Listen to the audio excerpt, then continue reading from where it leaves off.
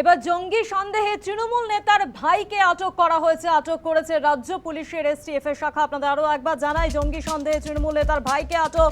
ইসলামপুরের পাচাগোড়া থেকে আটক এসটিএফ এর হাতে। আটক তৃণমূল ব্লক সভাপতি জাকির হোসেনের ভাই। জিজ্ঞাসাবাদের জন্য ইতিমধ্যে ইসলামপুর থানায় নিয়ে আসা হয়েছে তাকে। কোচবিহার থেকে জঙ্গি যোগে 3 জনকে গ্রেফতার করা হয়েছে। মামলা তদন্তে ফজল রাব্বি সিদ্দিকের যোগ রয়েছে তা খতিয়ে দেখতেই আটক করা হয়েছে এসটিএফ এ।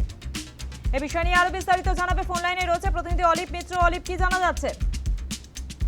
উত্তর দিনাজপুর জেলার বিশিষ্ট নেতা এবং তৃণমূলের বিশেষ প্রভাবশালী নেতা জাকির হোসেন তার ভাইকে বেঙ্গল এসটিএফ থেকে আজকে গ্রেপ্তার করেছে এবং তাকে গ্রেপ্তার করেছে কোচবিহারে যে জঙ্গি সন্দেহে যাদের গ্রেপ্তার করা হয়েছিল তাদের জিজ্ঞাসাবাদ করার পর।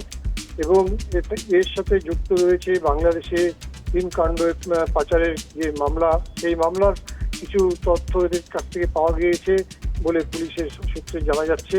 এবং এসটিএফ গোটা বিষয়টি তদন্ত করছে, যেহেতু এখানে এখনো পর্যন্ত উত্তর দিনাজপুর জেলার গোয়ালপুকুর এলাকা এবং ইসলামপুর এলাকা ভারত বাংলাদেশ সীমান্ত জুড়ে রয়েছে। সেই কারণে বাংলাদেশ থেকে কেউ এর কাছে এসেছিল কিনা সেই বিষয়টি নিয়ে কিন্তু পুলিশ বিশেষভাবে দেখছে। এবং তার সাথে সাথে যে বিষয়গুলোর উপর পুলিশ নজর রাখছে, যে যেই ব্যক্তিকে বাংলাদেশি কিছুদিন আগেই উত্তর দিনাজপুরের গোয়ালপুকুর এলাকা থেকে গ্রেপ্তার করেছিল তাকে এই ব্যক্তি কিছুদিনের জন্য সাড়া দিয়েছিল বলে খবরে পাওয়া যাচ্ছে। কিন্তু গোটা বিষয়টি এখনো পর্যন্ত পুলিশ স্পষ্টভাবে কোনো সাংবাদিক সম্মেলন করে কিছু জানায়নি।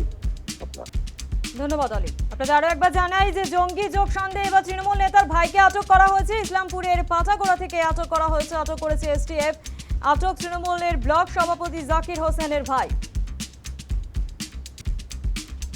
ইতিমধ্যে জিজ্ঞাসাবাদের জন্য ইসলামপুর থানায় তাকে নিয়ে আসা হয়েছে। কোচবিহার থেকে জঙ্গি যোগে 3 জনকে গ্রেফতার করা হয়েছে এবং মামলার তদন্তে ফজল রাব্বি সিদ্দিকের যোগ রয়েছে তা খতিয়ে দেখতেই আটক করা হয়েছে তাকে।